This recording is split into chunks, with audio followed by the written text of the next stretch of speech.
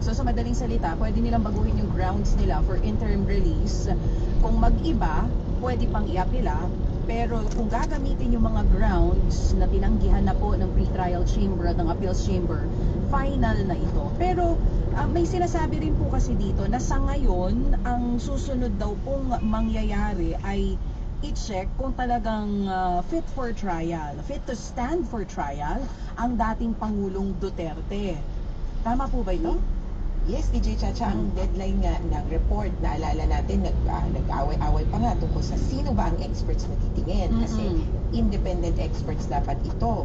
Sa Friday, ang deadline ng reports nila, whether individual or joint submission, kumbaga kapag estudyante ka, group submission ba o individual submission, whatever, pass your papers by Friday. Tapos sa susunod na linggo, ito naman, bibigyan din ng pagkakataon yung prosecution, defense, at saka victims na mag-comment doon sa report. Kumbaga, kung meron silang tingin na ito mali, both factual and legal, pwedeng iharap.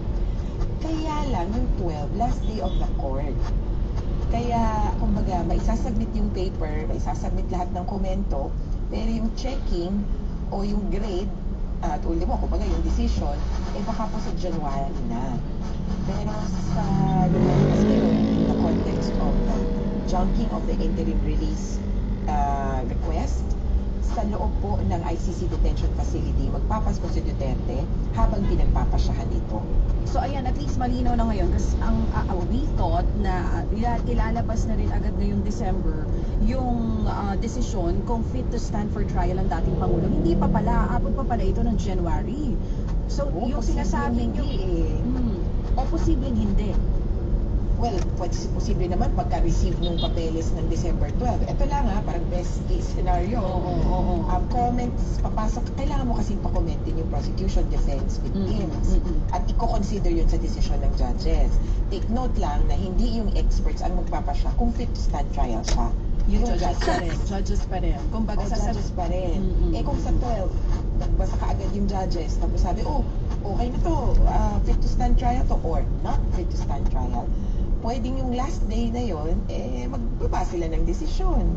Okay. Kaya yun lang yung possible. Kapag sinabi po ng mga judges, halimbawa, kung sakali man, kasi di nga natin sigurado kung sila'y magbabasa na ng desisyon ng December 12 or gagawin nila ito by January na. Kung December 12, sabihin po nila na unfit ang dating Pangulo, ano pong mangyayari sa kanyang kaso? Sa Netherlands pa rin po, sa malamang magpapasko si Duterte. Hindi po yan makakauwi para po